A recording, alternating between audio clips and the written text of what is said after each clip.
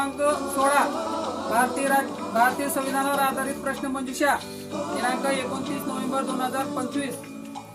भारतीय राज्यघटनेच्या मसुदा समितीचे अध्यक्ष कोण होते? डॉक्टर बाबासाहेब आंबेडकर. राईट.